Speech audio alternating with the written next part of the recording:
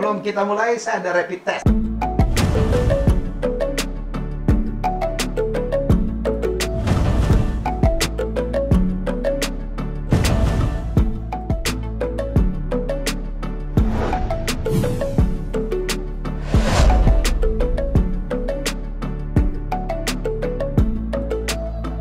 Baik, assalamualaikum warahmatullahi wabarakatuh. Saya ini terhormat betul. Ini untuk pertama kali gubernur datang ke studio saya. Dan ini abang saya. Beliau hari ini kita akan bicara tentang banyak hal. Tentang tantangan, harapan, ekspektasi, dan program yang sangat luar biasa. Ya, inilah Gubernur Riau, Bang Dr. Andes Haji Syamsuar, MSI. Semoga saya nggak salah nih. Bang Benar, Syam, ya? benar. Ya, alhamdulillah. Selamat datang. Ya, terima kasih. Iya, Pekanbaru itu saya selalu happy lah, Pak. Makan berenak ya? Ya, Makan. terkenal dengan patin, oleh asam pedas patin. Iya, asam pade. Asam pedas Aduh, patin. enak betul. Kampung saya ada patin, tapi patin Riau lebih besar. Saya bingung itu, kok bisa gitu. Ikan laisnya besar, baungnya besar ya, Pak? Iya, betul. Iya, sama durennya sepanjang tahun. Durian setiap hari ada. Iya, entah dari mana itu duren. Pokoknya durian. Jadi orang Riau itu lebih pintar mengolah durian. Iya, iya. Sepanjang tahun durian. Duriannya bisa dari Palembang, bisa dari Lampung, bisa dari Jambi, bisa dari Medan. Bisa dari Sumatera Barat. Oke. Iya. Dan beliau ini dari Siak sih ya, Pak? Iya, dari Siak. Saya dilahirkan di Jumbrah, ya, dari Rokan Hilir sebenarnya, tapi dibesarkan di Bengkalis. Kemudian banyak bertugas di Siak selaku pegawai negeri. Dan terakhir menjadi bupati Terakhir menjadi bupati. Yang sangat sukses. Ya, 2011 sampai dengan 2018. Kemudian ikut pilkada Gobri, ya, saya menang. Oh. Kan? Walaupun Gobri itu hot seat ya, Pak ya. Itu kursi panas ya. Ya, waktu itu kan saingan kita incumbent. Jadi berat memang saingan. Iya. Baik, Pak. Baik. Saya baca data tentang Riau. Riau ini kan satu provinsi yang sangat diberkati oleh Tuhan lah ya, luar biasa. Ya. Cadangan minyak dan gasnya paling besar, betul ya? Iya. Kebun sawitnya paling tinggi, paling banyak di Indonesia. paling luas. Ya. Kebun kelapa bukan Sulawesi Utara, tetapi Riau ternyata paling besar. Negeri juga. Hilir. Ya, tetapi angka kemiskinan tinggi. Ya. Ya, apa yang terjadi sebenarnya, Pak Gub? Ya, ini tentunya masih dibutuhkan adanya untuk mengatasi kesenjangan ekonomi, terutama pemerataan pembangunan bagi masyarakat kita yang ada di pedesaan khususnya. Ya. Ya, karena memang sebagian besar juga kebun-kebun yang ada di sana juga kebun-kebun dari pihak perusahaan-perusahaan, dan juga kebun perusahaannya juga tidak semuanya adanya plasma. Nah, jadi banyak yang juga tidak menggunakan plasma, kecuali PTP Nusantara 5 itu memang ada plasmanya. Kemudian juga ada beberapa perusahaan swasta yang ada plasmanya. Jadi sebagian besar tidak plasma. Sehingga dengan begini ya tentunya masyarakat awam ya, apalagi mereka tidak punya kemampuan. Inilah mengakibatkan ada kesenjangan antara masyarakat tempatan dengan tentunya pemilik-pemilik modal yang memang mereka banyak membangun kebun di Riau. Jadi ini Pak Gub mengaku sendiri ya, sadar sendiri ini masalah pemerataan yang jadi masalah, Pak Gub ya? Iya, iya, pemerataan ekonomi. Ya. Kalau kita lihat ya, PDB itu besar. Betul. Besar. Kalau PDB itu, apalagi per kapita ya, pendapatan domestik bruto per kapita, itu nomor 6 kalau tidak salah di antara 34 provinsi se-Indonesia. Iya, iya, betul. Hanya di bawah Sumatera Utara ya, Pak Gub? Iya. Kampung saya pun nomor 10. Iya. Iya kan? Iya. Sumatera Utara di atasnya, terus DKI, Jawa Timur, ya, Jawa Tengah, Jawa Barat, dan Riau ada di nomor 6. Dan indeks pembangunan manusianya pun termasuk terbaik. Terbaik, nomor 4. Iya, iya. Tapi masalah kemiskinan sangat tinggi. Sekarang angka kemiskinannya berapa, Pak Bu? Sekarang dengan ada kondisi COVID-19 ini sudah di atas 6%. Di atas 6%? Ya, sebelumnya kita ada 5% lebih itu. Tinggi itu ya? Ya, untuk ukuran Riau termasuk tinggi ya, lebih kurang 500.000 yang jadi. Padahal potensi, ada minyak, ada gas, ada sawit, ada kelapa. Ini apa ya? Ayam ada sagu malahan. Ada sagu malah. Jadi kayak ayam mati di atas jerami gitu ya. Di atas padi gitu. Ya, jadi ini saya bisa menyimpulkan hadirnya kebun-kebun sawit yang mahal luas itu tidak memberikan dampak langsung kepada masyarakat setempat ya Pak Gub? Ya karena memang itu tadi saya sampaikan juga karena memang tidak banyak melibatkan plasma dan ini juga sampai saat ini. Bukankah itu harus Pak Gub, melibatkan plasma itu? Ya seharusnya. Ya kebijakannya ini kan baru 2007 baru muncul ada plasma. Oke. Tapi kan duluan kebunnya daripada kebijakan ini gitu. Kebijakan ini. Nah, yang pada akhirnya sekarang ini juga itu yang selalu menjadi tuntutan masyarakat agar pada waktu perpanjangan HGU mereka juga diberikan plasma. Nah, nah sekarang lah inilah yang sekarang kami lagi urus bersama Kanwil BPN agar setiap perpanjangan HGU mereka juga berkewajiban memberikan plasmanya 20% sesuai dengan amanah peraturan Menteri Pertanian gitu. Nah, itu maksud kami, tujuan kami pertama untuk menghindari konflik, yang kedua adalah untuk peningkatan ekonomi masyarakat sehingga masyarakat ini juga bisa mendapatkan peningkatan kesejahteraannya sesuai dengan apa perusahaan yang ada di sekeliling apa yang Pak Gub lakukan sekarang untuk memperbaiki angka kemiskinan itu, padahal potensinya luar biasa. Nah, sekarang kan untuk ada program-program apa? Ya ada program. Sekarang kan menjadi program kami untuk 5 tahun ke depan karena kami 2019-2024 itu kan memang menjadi fokus kami adalah program kami terutama berkaitan pertanian termasuk perkebunan ini. Ya.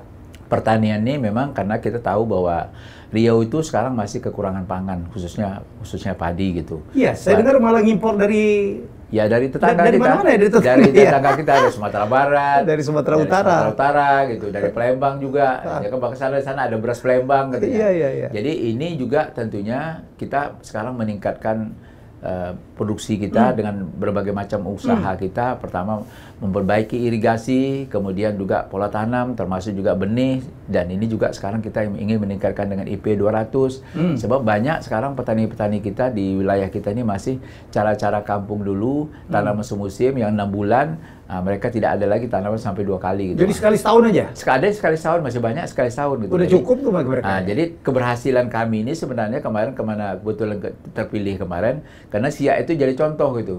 Contoh yang bisa berhasil usaha tanaman padi yang bisa IP 200 sehingga produksinya juga lebih bagus. Oh, kalau gitu Pak Gub tinggal copy paste aja lah ya. Ya sekarang disebarkan ke seluruh kabupaten-kabupaten di Riau ya Pak Gub. Ya, sekarang rencana kami memang sudah begitu dan itu sudah jadi program kami. Itu meningkat sekarang produksi. Sekarang baru mulai kita menata dan upaya-upaya kita terhadap membenahi infrastruktur irigasi dan yang perlu dibenahi sekarang, Pak. Dan kalau kita lihat Pak Gub, saya juga baca artikel bahwa kehadiran kebun sawit bukan kadang-kadang ya, banyak tidak memberikan dampak ekonomi baik kepada pemerintah setempat maupun ke masyarakat setempat. Betul gitu Pak Gub ya? Betul. Jadi begini, sebenarnya khusus kebun sawit ini yang kita peroleh kalau misalnya dari pemerintah daerah itu kan hanya dari PBB-nya. Dan itu pun kecil? Itu pun kecil gitu. Kan PBB dari hitung harga tanah? Iya, itu kan PBB kalau misalnya untuk rakyat biasa kan ada PBB pedesaan. Iya.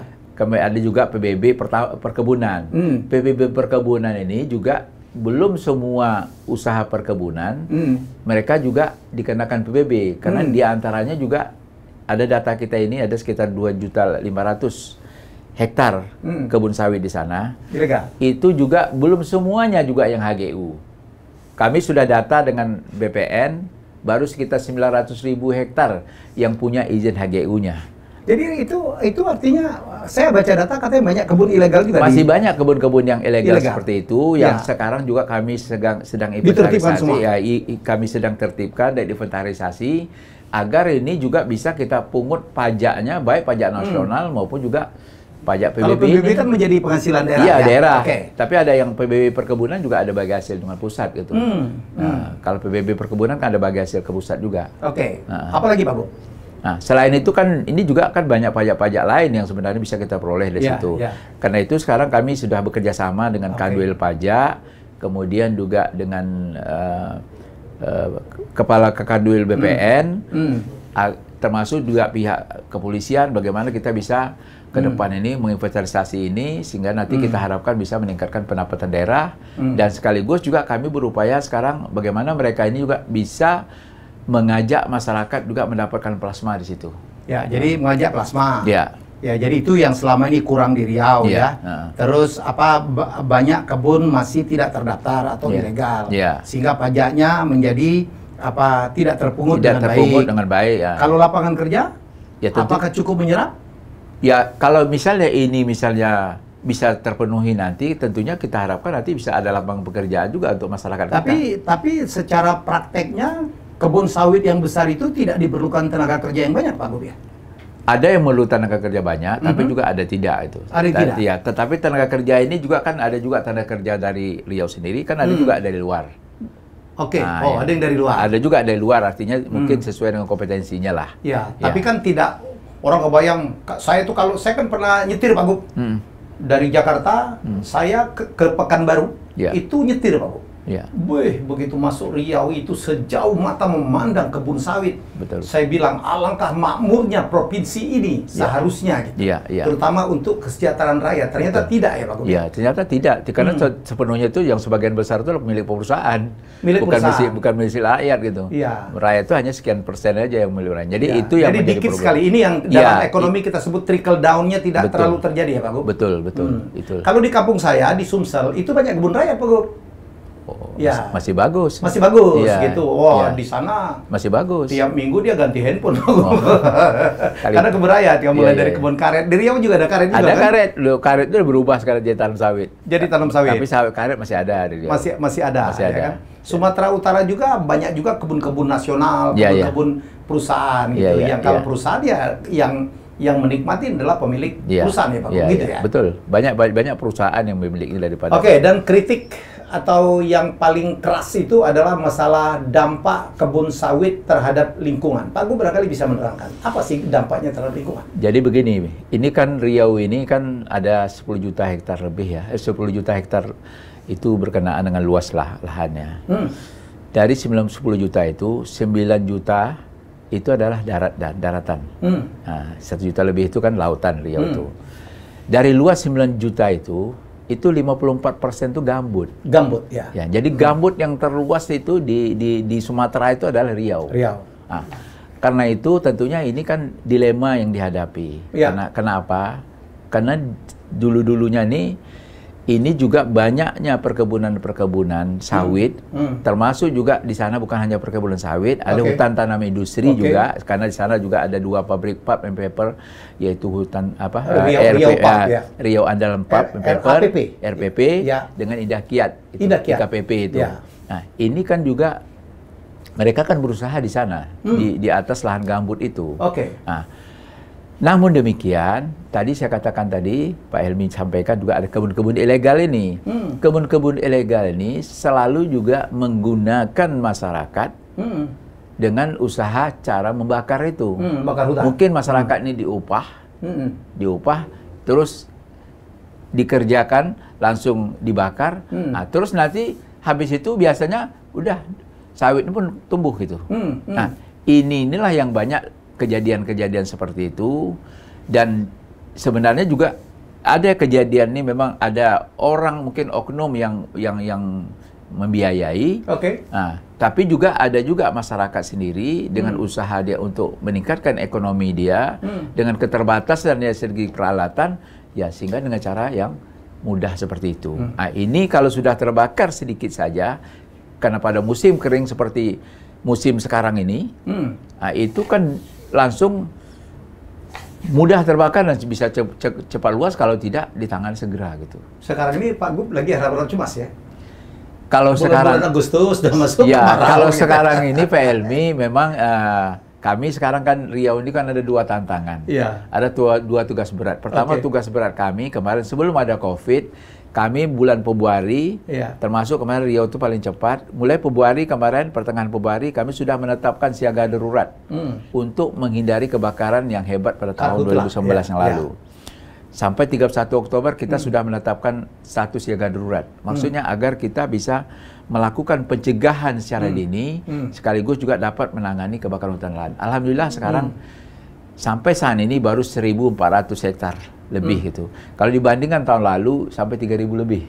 dengan kondisi sekarang, dengan kondisi bulan ini. Udah terjadi kebakaran? Kalau sekarang sudah ada kebakaran, tapi kalau dibandingkan tahun lalu jauh lebih luas daripada tahun ini. Kalau sekarang baru sekitar 1.400 lebih gitu, hektarnya. Semoga tidak bertambah ya Pak? Nah, semoga tidak bertambah. Tapi ini kami sudah tangani dengan baik dan kami juga sekarang ini melibatkan semua stakeholder termasuk perusahaan, termasuk Forkompinda, TNI, Polri, dan termasuk Manggala Ani, Badan Penanggulangan Bencana lengkap lah, termasuk masyarakat budaya. Lebih baik sekarang? Dan lebih baik sekarang karena kami juga melibatkan relawan dan perguruan tinggi kami libatkan juga sekarang untuk memberikan edukasi pada masyarakat dengan memanfaatkan mahasiswa-mahasiswa KKN yang ada di Riau. Jadi mahasiswa KKN sekarang masuk ke desa, dia termasuk juga bisa memberikan penyuluhan kepada masyarakat agar tidak membakar. Di samping itu kami sekarang juga sudah punya aplikasi. Jadi Pak Kapolda kita, karena beliau memang ahli bidang IT, beliau sudah buat aplikasi yang namanya... Aplikasi apa Pak? Aplikasi untuk mulai pencegahan sekaligus juga penanganan kebakaran hutan lahan bisa cepat. Dan kita, kalau dulu kan begini, kalau aplikasi ini sekarang, kalau misalnya perusahaan-perusahaan dia mengatakan ini tidak, kalau sekarang nggak bisa lagi, karena dalam peta aplikasi itu sudah ketahuan tuh. Nanti sudah lihat nih, ini punya siapa, langsung kita tahu gitu. Pakai satelit? Iya, pakai satelit. Berarti secara langsung penyidik sudah tahu nih, ini milik kamu, kamu nggak bisa ngelak lagi gitu. Nah, jadi ini juga memudahkan petugas-petugas kami yang berada di lapangan, baik Badan Penanggulangan Bencana, Manggala Agni, termasuk polisi, mereka sudah bisa nanti langsung menangani lebih cepat sehingga nanti pemadamannya segera cepat berakhir. Nah, ini aplikasi ini kemarin juga ditinjau oleh Bapak Presiden kita, termasuk juga Kepala BNPB, Panglima TNI, termasuk Pak Kapolri, dan juga dari Ibu Menteri Kehutanan Lingkungan Hidup.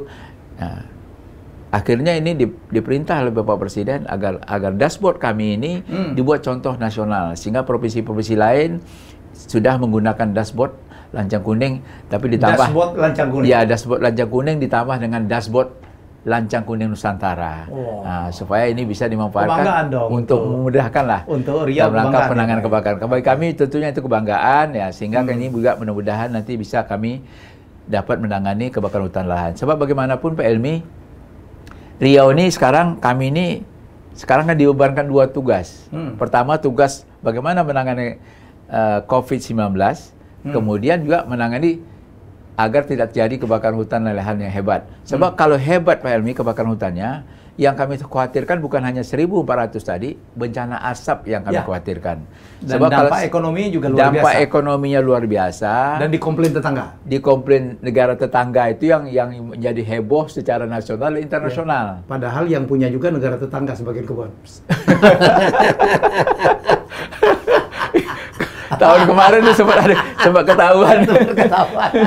Tahun kemarin ketahuan. Iya betul.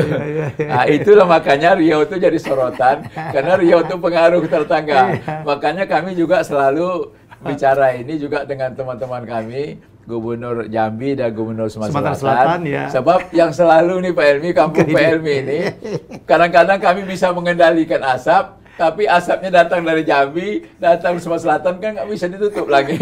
Jadi pada akhirnya ya kami minta bantu juga kawan-kawan di sana. Kalau sebab nanti asapnya anginnya ke sini, asapnya ke sini. Bagaimana mau ngontrol lagi? Ini jadi problem, Pak. Itu jadi problem. Tapi kita juga malu lah Pak ya. Ya tentunya malu Pak. Jadi artinya makanya kami harus berusaha. Tapi tanggung jawab sama-sama lah. Iyalah. Maka sekarang kan kami berusaha Pak, terus terang ini kan sebenarnya kami sadar bahwa ini memang tak mungkin sudah sampai 20 tahun tidak ada usaha ya untuk mengatasi ini. Yang penting menjadi lebih baik. Yang penting yang lebih baik. Apalagi Bapak Presiden kan sudah menugaskan Ibu Menteri Kehutanan Lingkungan Hidup, kita harus mengurus kebakaran hutan ini secara permanen. Jadi perintah Bapak Presiden itu ditindaklanjuti oleh Ibu Menteri Kehutanan Lingkungan Hidup, sehingga beliau beberapa minggu yang lalu sempat berkunjung ke Riau, bertemu sama kami, ya termasuk juga dengan Pak Kapolda, bagaimana ini bisa kita buat permanen. Nah, alhamdulillah kemarin kami sudah ada pembicaraan dengan beliau dan kesepakatan sama beliau, nanti memang Riau ini akan dibuat contoh gitu. Jadi akan dibuat klaster-klaster dan ditunjuk bagaimana perannya nanti di masing-masing klaster ini, sehingga nanti bisa mengatasi kebakaran hutan lahan dengan cara pencegahan secara dini. Luar biasa. Pak Gub, sebelum kita ini serius ini masalah Riau ini. Jadi ayam mati di atas padi itu inilah gitu ya. Tapi saya senang programnya banyak sekali. Bapak bikin Riau Hijau ya. Dan ada moratorium juga untuk izin untuk sawit. Iya, benar. Ada ya Pak? Iya, kita mau moratorium sekarang. Karena saya dengar juga banyak juga lahan-lahan yang tidak intensif penggunaannya ya Pak ya. Masih ada. Itu persoalan di Riau. Katanya ekstensifikasi penggunaan lahan untuk sawit ya Pak ya. Iya. Jadi artinya apa? Lahannya terlalu banyak dipergunakan untuk sawit yang mestinya ditanamnya lebih banyak lagi untuk lahan yang sama ya Pak Gub. Ya, jadi begini, kalau untuk sekarang ini memang kami berharap tentunya yang sudah ada ini sudah cukup lah untuk luas sawit yang ada di Riau ini. Sementara tinggal diintensifkan saja ya? Iya, tinggal diintensifkan saja, termasuk juga tentunya yang banyak sekarang terutama yang tanaman rakyat kita ini, mereka kan tidak tahu bibitnya Pak Helmi. Bibit ini apakah memenuhi standar atau enggak. Sehingga nanti produksinya tidak sesuai dengan apa yang diharapkan. Jadi tidak optimal. Karena kan masyarakat kita ini kan banyak awam, asal nampak hijau ini berarti bibitnya bagus. Padahal kan sudah ada sertifikat daripada itu. Nah, ini yang barangkali sekarang kami memang lakukan kerjasama dengan asosiasi perkebunan sawit, sehingga nanti tentunya harapan kita bagus ya Pak. Ini ya respon mereka Pak. Bagus Pak. Kerjasamanya. Bagus. Artinya kerjasama inilah kita harapkan karena mereka lebih pintar, mereka juga bisa memberikan untuk kepentingan sama-sama ya, Pak, memberikan edukasi lah kepada masyarakat. Termasuk juga kami bekerjasama dengan NGO yang ada di Riau agar NGO juga bisa memberikan masukan kepada kami, baik untuk memperbaiki lingkungan sekaligus juga bagaimana nanti produk sawit ini bisa nanti mendapatkan hasil lebih baik sehingga nanti ekonomi masyarakat kita juga bisa terangkat gitu. Bukan hanya terangkat, tapi merata. Iya, merata ya. Kan persoalan Riau itu bukan masalah GDP, tetapi masalah pemerataan. Deforestasi juga, ya, pengurangan hutan di Riau itu angkanya serius ya Pak ya? Iya. Memang hutannya tak ada lagi, hampir tak ada lagi gitu. Makanya sekarang ini kan juga kami terhadap untuk pengamanan hutan yang ada ini. Sekarang kami ingin memerankan KPH kami. KPH itu adalah Kesatuan Pengelola Hutan. Semacam UPT yang ada 13 UPT yang ada di Riau dengan luas Riau ini.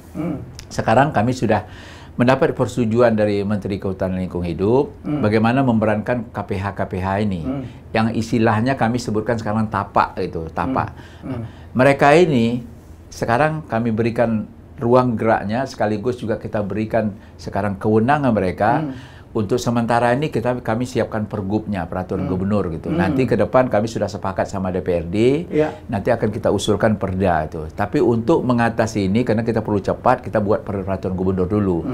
KPH ini mereka nanti akan diberikan peran pertama, bagaimana mereka dari secara dini mengajak masyarakat untuk pemberdayaan ekonomi. Karena selalu yang terjadi kebakaran ini kan kaitannya tadi pemberdayaan ekonomi tadi saya sampaikan. Itu nanti mereka bisa bekerja sama nanti dengan pihak perusahaan HTI atau perusahaan perkebunan yang dekat sekelilingnya. Sekaligus juga ini mengatasi konflik. Karena selama ini kalau ada area perusahaan di situ, masyarakat lebih duluan dari perusahaan, ini nggak bisa dikerjakan oleh perusahaan. Semua rugi dan selalu ya tentunya yang kalah itu kan masyarakat setempat yang rugi. Mereka nggak bisa kerja, nanti dihalau mungkin dengan satpamnya, yang pada akhirnya terlalu jadi konflik. Nah, ini sudah ada kesepakatan kami dengan perusahaan-perusahaan yang pemilik izin agar bekerja sama dengan masyarakat. Walaupun di situ tak bisa tanaman sawit, tanaman HTI, tapi juga ada tanaman pangan di situ. Misalnya jagung, misalnya nanas gitu. Jadi artinya di sini mereka juga dapat sumber kehidupan di situ. Masyarakat kita sudah bersedia seperti itu dan ini dalam waktu dekat nanti habis 17 Agustus kita nanti ada kerjasama dan ini kita jadi pilot project nanti yang kita contoh nanti untuk perusahaan-perusahaan yang lain. Gitu. Kalau yang Riau Hijau itu apa Pak Gub ya? Program Bapak? Ini program Riau Hijau ini kan begini Pak Helmi. Tadi kan Bapak Helmi sampaikan, Riau ini juga sering disorot terjadi kebakaran hutan lahan, kurang peduli juga pada gambut. Nah, hutan juga banyak, tadi Bapak sudah sampaikan tadi deforestasi. Tentunya harus ada kebijakan kita. Sebab begini, kita kan selalu, dan bukan selalu lagi, hampir setiap tahun itu selalu jadi mainan dunia Eropa sana, terutama ya harga sawit. Ini syukur alhamdulillah di masa pandemi COVID-19 ini Pak, ekonomi masyarakat di sana bagus karena memang harga sawitnya bagus. Lagi bagus. Ekspornya juga bagus. Tidak terganggu ekspor kita di tengah pandemi COVID-19. Nah, cuman tahun lalu dan tahun-tahun sebelumnya itu pernah harga sawit itu sampai 500 perak per kilo. Nah, artinya di sini isu yang selalu dimainkan di Eropa sana itu adalah isu kurang peduli lingkungan. Ya. Nah, ini tentunya nggak bisa kami biarkan. Karena produk di Riau ini bukan hanya ini berkaitan dengan sawit, tapi juga ada hutan tanam industri, ada sagu, ada karet. Sebab kalau nanti jadi alat mereka untuk menghantam ekonomi kita secara global, kan kita juga kasihan dengan masyarakat dan kasihan juga dengan investasi kita terdampak. Nah, karena itulah kami buat program Riau Hijau ini, tujuan kami agar nanti di dalam RPJM kami sudah kami masukkan juga RPJMD kami komit memperbaiki lingkungan yang sekarang sudah rusak ini. Tentunya dengan tahapan-tahapan mulai dari tahun sekarang sampai tahun 2024 di masa kepemimpinan kami. Dan ini kami disambut baik oleh dunia swasta, termasuk juga rekan-rekan dari NGO mensupport kami. Kami juga minta masukan kepada NGO, kira-kira apa yang langkah-langkah. Jadi Pak Gub ngajak mereka sama-sama nih ya? Kita ajak sama-sama. Seluruh stakeholder, masyarakat, NGO ya? Artinya kita maksud kita di sini, kalaulah misalnya harga ini menurun, kan dia rugi masyarakat, rugi swasta juga, rugi negara kita juga gitu. Di penghasilan penerimaan pajak. Tapi kalau ini kita lakukan, ini tentunya itulah yang diharapkan dunia internasional agar kita ini di samping menggerakkan ekonomi, tapi juga lingkungan kita juga harus kita perhatikan. Jadi oleh karena itu kami sebenarnya program Riau Hijau ini kami maksudkan banyak hal, terutama yang berkaitan pemenahan yang selama ini mungkin masih perlu kami perhatikan gitu. Wah, saya berharap betul lah Pak. Dan saya berharap Riau menjadi contoh. Karena kan provinsi lain ya, Sumatera, Jambi ya, Sumsel dan sebagian juga yang di Kalimantan ya, di Sulawesi juga sangat mengharapkan hal yang sama ya Pak Gub ya. Ya, ini sebenarnya Pak kami dulu belajar pada waktu saya menjabat sebagai Bupati Siak. Saya sudah memprogramkan juga namanya Siak Hijau. Nah, Siak Hijau ini juga kami bekerja sama juga dengan NGO, NGO yang ada di Riau, NGO di Siak. Jadi Bapak menganggap NGO itu bukan apa yang ngerusuhin, bukan yang ngerecokin, malah Bapak sangat bekerja sama, involved dengan maksud dengan saya, NGO ya. Kan kita juga tidak semuanya ahli. NGO karena banyak NGO-nya tentu punya ahli macam-macam gitu. Dan mereka juga punya link kemana-mana. Makanya kami ajak bermitra, sehingga kami kemarin waktu kami di Siak, kami juga sudah punya. Soalnya ada pejabat kalau dengar nama NGO gitu gimana gitu ya. Ya, Bang Sam enggak? Kami alhamdulillah Pak Elmi kalau di sana memang dan banyak kami terbantu dan masyarakat kami juga terbantu. Sempat waktu kami kemarin menjadi Bupati Siak itu 2 kali menteri melihat apa yang dikerjakan oleh kami bersama NGO gitu. Jadi hal-hal beginilah menurut kami itu menguntungkan kami malahan. Karena secara langsung dibantu dan mempromosikan Riau juga gitu. Nah, sehingga kita buat grup kemarin namanya Sedawo Siak. Gitu. Apa? Sedawo Siak. Sedawo Siak itu maksudnya itu bahasa Melayu. Apa artinya Pak? Artinya saudara Siak. Oh, saudara Siak. Saudara Siak itu gabungan dari NGO yang ada di Riau tambah NGO Siak. Persaudaraan Siak. Ya, sekarang sudah ada Sedago Riau jadi berluas lagi gitu. Jadi inilah teman ini kami Senam Dhani ini juga ingin mensupport kami agar nanti tentunya program Riau Hijau ini bisa jadi dan kami juga mengharapkan dukungan masyarakat termasuk dunia swasta karena ini untuk kebaikan kita bersama. Jadi sehingga tentunya ke depan ini kan yang diperhatikan orang yang perhatikan pada lingkungan Pak. Ya betul. Nah, jadi apalagi sekarang. Jadi makanya kami memang komit dengan ini dan mudah-mudahan juga mohon dukungan Pak Elmi lah. Mudah-mudahan berhasil. Apalagi kita tahu bahwa tadi ada kesenjangan ekonomi di Riau itu. Tapi angka kemiskinan sebelum COVID itu cenderung naik atau cenderung turun? Pak? Kalau kemarin turun Pak, turun. Kalau sekarang naik udah naik lagi karena COVID ya. Karena COVID. Karena muncul lagi orang-orang miskin baru segala macam Karena COVID, karena mereka terganggu. Kalau dari migas memang udah sulit diharapkan ya. Kalau sekarang memang migas itu pertumbuhan ekonomi Riau itu sangat terpengaruh dengan migas Pak. Ya karena sebagai penghasil migas. Sekarang migas kita kan di samping produksi kita kan turun juga. Makin liftingnya makin turun. Lifting ya? tentunya makin turun. Ya. Sementara kita mengharapkan bagi hasil untuk daerah itu melalui lifting. Kalau lifting turun pasti turun. Pasti nanti dana bagi hasilnya turun. Itu ya. Ada mananya Pak? Minas Duri, Dumai, termasuk Rokan Hilir. Ya, kemudian Kampar. Rokan Hulu itu semuanya penghasil migas gitu. Dan yang paling top dulu Chevron. Ya. Nah, nanti ini akan berakhir lah. Kemudian ini kan juga akan berakhir Pak Helmi. Chevron ini kan akan berakhir nanti kalau nggak salah Agustus tahun depan. Nanti kan alih kelola kan kepada Pertamina. Sekarang dengan adanya perubahan alih kelola ini, ada 2 ladang sekarang mau alih kelola, itu mereka kan produksinya otomatis menurun karena mereka tidak ada eksplorasi lagi gitu. Jadi mereka sekarang ini menunggu sampai waktu saja bagaimana mempertahankan produksi yang ada ini. Nah, ini juga kan akibatnya menurun dan banyak pekerja-pekerja kontraktornya ini juga sekarang nggak bekerja. Gitu. Nah, itu dia. Makanya kita harapkan energi alternatif termasuk dari sawit ya Pak, biodiesel itu. Iya akan menjadi substitusi yang sangat menarik ya Pak Gub. Ya, kami memang sekarang lagi mengharapkan. Sekarang kan baru ada 1 nih, pabrik biodiesel nih. Di Riau? Ya, 1 di Riau, di Dumai, 1 di Pelaju. Pelaju. Yang dikerjakan sekarang oleh Pertamina gitu. Tapi kami sebenarnya sangat berharap tidak hanya 1 ini. Karena dengan kondisi yang sekarang ini, kondisi CPO kita yang besar ini, sebenarnya bisa beberapa refinery yang bisa dibangun gitu. Daripada kita cuma mengekspor CPO mendingan kita ada value added-nya betul. Diproses lebih lanjut. Iya, jadi kita harapkan memang banyak tumbuhnya industri hilir Pak. Selain dari B50 sampai B100 itu, karena bagaimanapun sekarang kan turun sawitnya kita kan masih kurang nih di Riau ini dan Indonesia ini. Jadi tugas Pak Gub, mohon maaf saya potong, bagaimana mengintensifkan penggunaan lahan dari lahan sawit yang sudah ada, barangkali dengan pemupukan, dengan treatment yang lebih baik Pak Gub ya. Dan kemudian bagaimana menggunakan CPO itu menjadi energi alternatif tentu saja Pak Gub ya. Sudah dibuat kajian tentang itu? Sudah. Kalau itu kan sudah ada dan sudah berhasil yang di Dumai itu sudah berhasil. Kapasitas berapa Pak Gub? Cukup besar. Sekarang kapasitasnya belum tahu sampai ke berapa, tapi sekarang sudah berhasil mereka sampai B50. Awalnya kemarin B350, 30, sekarang sudah bisa B50. Arahnya nanti ke depan B100. Nah, jadi harapan kami ini tidak hanya 1 itu, kalau bisa nanti ada yang lain. Tapi juga ada turunan-turun lain selain minyak goreng. Betul. Sekarang di Riau cuma ada minyak goreng.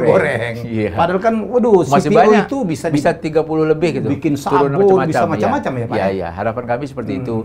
Sehingga nanti tumbuh investasi di Riau gitu. Ya Pak Gub, ada lagi Pak yang Bapak perjuangkan tentang program dalam rangka memeratakan ekonomi kerakyatan untuk sawit Pak? Khusus untuk sawit, memang sekarang kami mempersiapkan tim penertiban kebun ilegal agar kita tahu persis berapa luasnya. Kemudian juga pemilik-pemiliknya dari siapa saja. Sebab ada kemungkinan juga ada perusahaan juga mungkin ada juga rakyat yang punyanya di situ. Karena ini juga kan punya rakyat kan juga belum terdata semuanya kepemilikannya. Kemudian juga sekarang kita juga berusaha untuk mendapatkan bagi hasil sawit. Kami dulu menginisiasi dengan beberapa gubernur yang ada di Riau, di provinsi ini untuk mengajak sama-sama kita membincangkan soal perjuangan bagi hasil sawit. Kalau hutan udah ada ya Pak ya? Kalau kawasan hutan sudah ada. Sawit belum ada? Belum ada. Kalau hutan ini nanti diberikan melalui dana reboisasi, melalui DBH kehutanan. Tapi kalau sawit belum ada. Yang sawit ini selama ini hanya memperoleh PBB perkebunan saja gitu. Yang jumlahnya pun sangat kecil. Ya, jumlahnya juga sangat kecil. Ini juga masih ada bagi hasil dari pihak pusat, provinsi, dan kabupaten kota gitu. Jadi masih kecil. DBH ini tentunya kami ingin perjuangan juga kan sama juga nanti seperti migas gitu, yang selama ini juga kan ada bagi hasilnya. Participating interest. Ada participating interest. Tapi ada juga DBH-nya. DBH ini yang kita terima kan di bagi hasil dari Menteri Keuangan. Sementara sawitnya nggak ada apa-apanya. Kita juga mengandung ada kerusakan kerusakan apa Pak, lingkungan termasuk juga limbahnya, termasuk juga kerusakan jalan. Ini kan besar nih biaya yang harus disiapkan oleh pemerintah daerah. Karena itu kami sepakat dengan semua gubernur penghasil sawit yang waktu itu diadakan di Provinsi Riau, karena teman-teman minta Riau sebagai tuan rumah, sudah kami laksanakan, sudah ada kesepakatan bersama, dan ini kami sampaikan perjuangan ini kepada DPR RI dan juga Menteri Keuangan agar kami juga mendapatkan bagi hasil ke depan yang kita harapkan juga bisa menambah pendapatan daerah kita yang kita gunakan juga untuk kepentingan masyarakat kita. Ini yang sedang diperjuangkan? Sedang diperjuangkan. Wih, kalau berhasil Pak. Ya mudah-mudahan berhasil ya, itu. Untuk menambah ekonomi rakyat. Ekonomi rakyat. Gitu. Pak, sebelum dilanjut, saya tuh punya rapid test Pak. Pak Gub tinggal menjawab 2 pertanyaan saya. Naik Vespa atau naik Harley? Naik Vespa. Naik Vespa.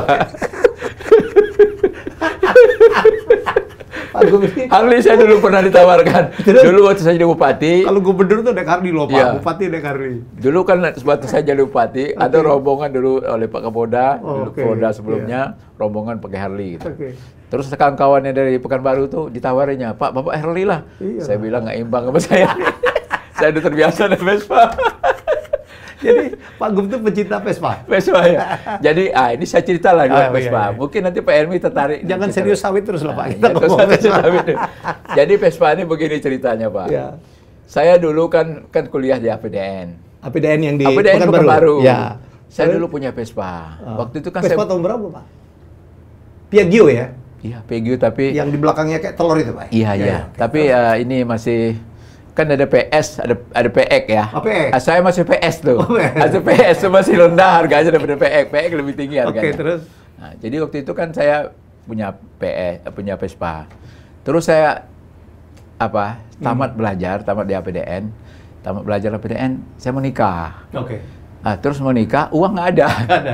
Akhirnya Vespa jual. Lakulah jual Vespa waktu itu sekitar Untuk nikah? Untuk nikah. Itu ganti tunggangan aja Pak, dari Vespa.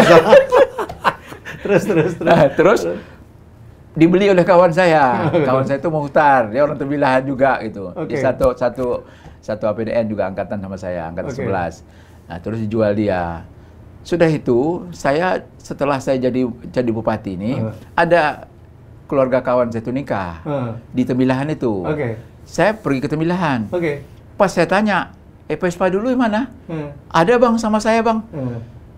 Saya cerita sama istri saya bilang, Ma, Vespa dulu masih ada, Ma. Gimana kalau kita beli lagi? Terus? Kata ibu, belilah Vespa tuh. Bawalah ke Siak katanya. Saya bujuklah kawan saya ini. Untuk dijual?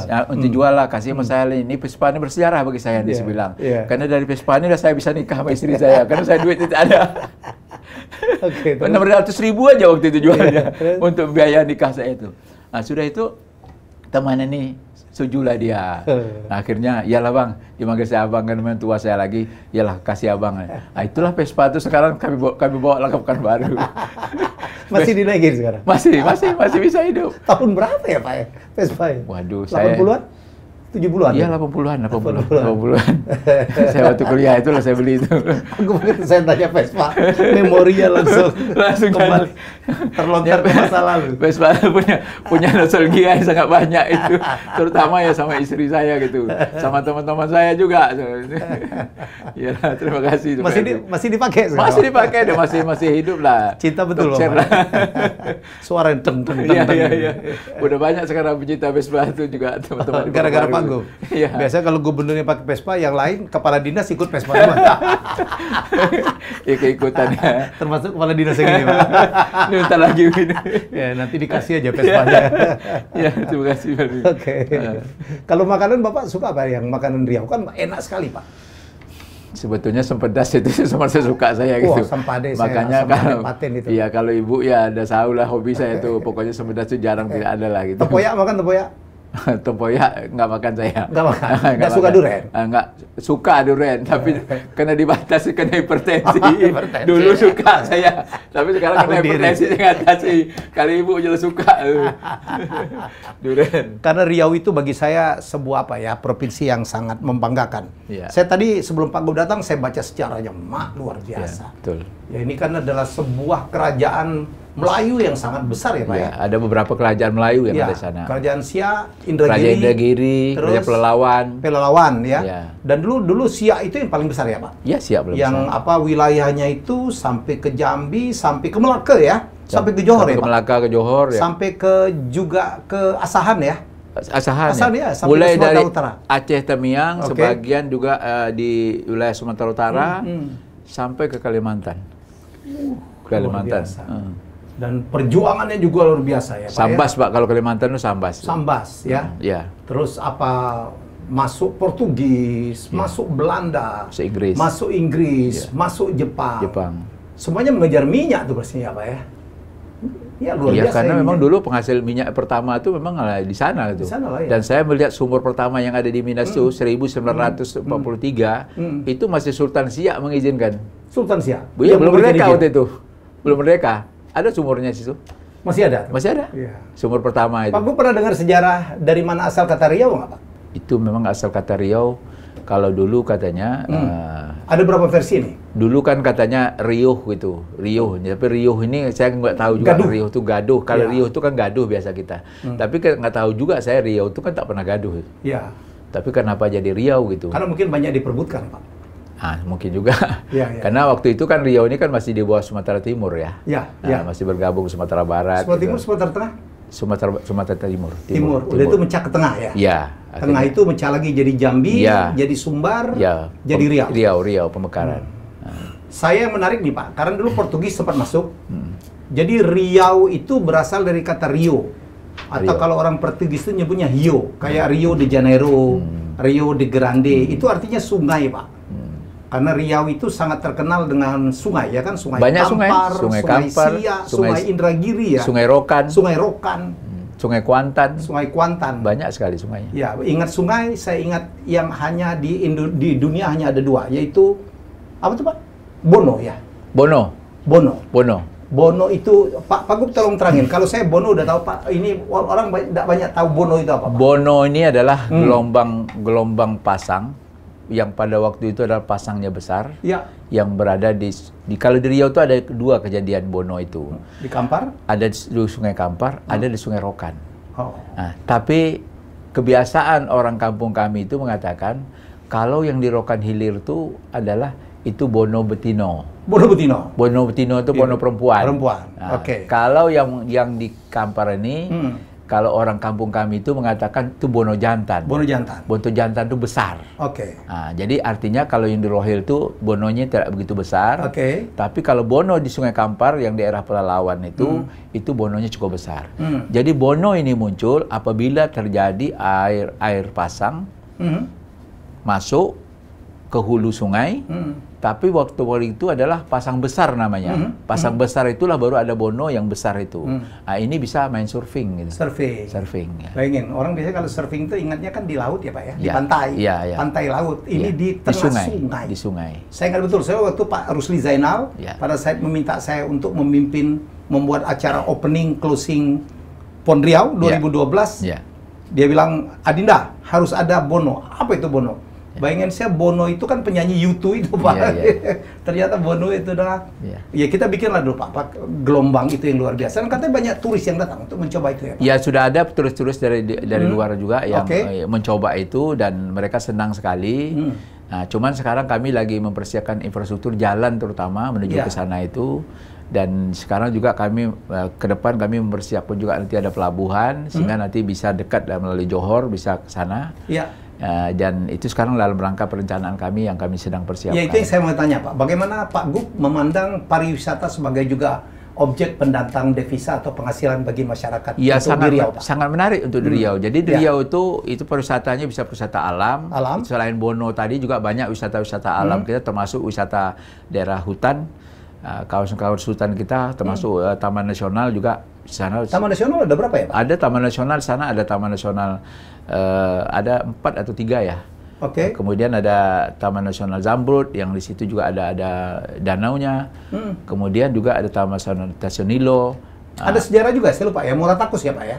Ada candi Muratakus yang dianggap salah satu kemungkinan pusat kerajaan Sriwijaya, Pak ya. Iya. Dan itu artinya apa? Dulu agama Buddha itu sempat ada di Riau ya, Pak? Ada. Itu di pinggir Sungai Rokan gitu. Iya, Muratakus. Di Kampar, di Kabupaten Kampar. Masih terawat candinya, Pak? Masih terawat. Dan itu juga masih objek wisata kami di samping Istana Siak gitu. Oh iya, ada Istana Siak ya? Iya, Istana Siak. Kemudian juga di sana juga ada ada pacu jalur ini pacu adalah jalur itu apa ya?